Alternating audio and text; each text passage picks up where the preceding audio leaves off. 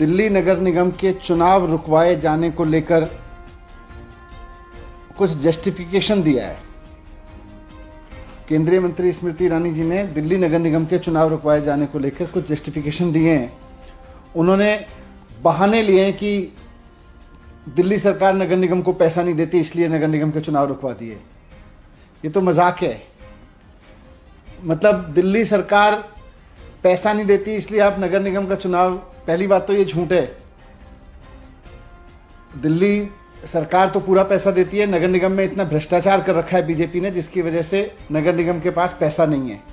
ये स्वीकार करना पड़ेगा आपको। दूसरी बात, ये बचकाना बहाना है कि दिल्ली सरकार पैसा नहीं देती इसलिए हम नगर निगम के चुनाव रुकवा दे रहे हैं। ये क्या मजाक है। मैं केंद्रीय मंत्री माननीय स्मृति ईरानी जी से 3 चीजें कहना चाहता हूं। उन्होंने जस्टिफाई किया है कि चुनाव रुकवा के बीजेपी ने सही किया है। एमसीडी का चुनाव रुकवा के बीजेपी ने सही किया है। पहली बात तो मैं उनसे कहना चाहता हूं कि मैडम, ये कांग्रेसियों की तरह रोना बंद करो। जब देखो हाय रे, मर गए रे, पिट गए रे, सरकार ने पैसा नहीं दिया रे, ये तो कांग्रेसियों की आदत है। आप कांग्रेसियों की तरह रोने लगे। कांग्रेसियों की तरह रोना बंद करो और हिम्मत से नगर निगम चलाओ जितने दिन आपके पास में बचे हैं। काम आपकी सरकार ने कुछ किया नहीं। 15 साल आपको बीजेपी को मौका देके देखा, दिल्ली के लोगों ने बीजेपी को, वहां काम आपसे किया नहीं। और जब 15 साल बाद जनता आपको हटाने का मन बना चुकी है और अरविंद केजरीवाल जी को एमसीडी में देखना चाहती है, एमसीडी में भी केजरीवाल का नारा लगा रही है, तो फिर आप हाय रे, मर गए रे, केजरीवाल ने पैसे नहीं दिए रे, दिल्ली सरकार ने पैसे नहीं दिए रे, पैसे नहीं मिले रे, पैसे नहीं मिले रे, तनख्वाह नहीं मिली रही। अरे आपका लोगों ने भ्रष्टाचार इतना कर रखा है, पैसे कहां से आएंगे? आपके पास पैसे बचेंगे कहां से?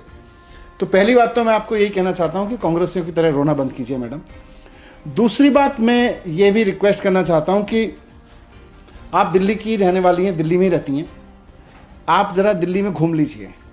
आप देख लीजिए कि भारतीय जनता पार्टी के नगर निगम ने पूरी दिल्ली को कितना गंदा करके रखा हुआ है। हर गली कूचे को कितना गंदगी फैला के रखा हुआ है, कितना कूड़ा फैला के रखा हुआ है आपके नगर निगम ने।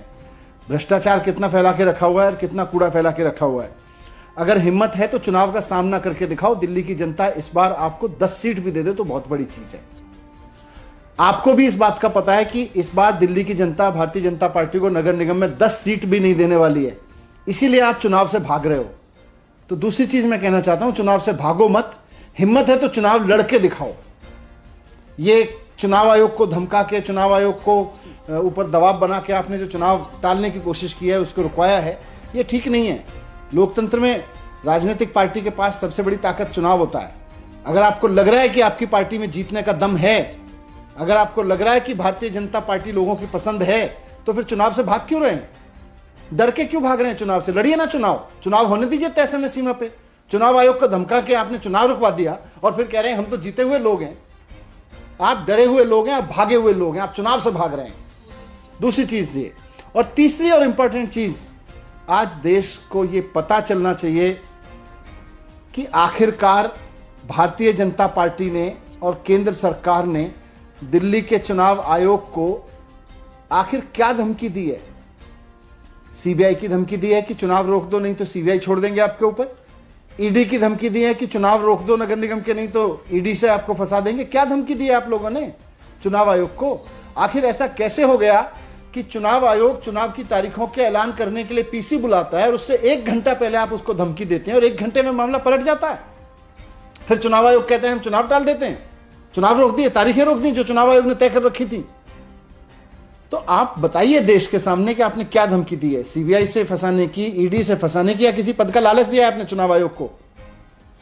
कुछ तो वजह हुई कि चुनाव आयोग ने बुलाई हुई पीसी, चुनाव की तारीखों का ऐलान करने के लिए बुलाई गई प्रेस कॉन्फ्रेंस को चुनाव के ऐलान की जगह फिर रिग्रेट में बदल दिया। तो आप बताएं देश को कि आपने चुनाव आयोग को किस तरह से डराया, धमकाया। चुनाव रोकने के लिए आपने कौन से हथकंडे अपनाए? पद का लालच दिया, ईडी की धमकी दी, सीबीआई की धमकी दी।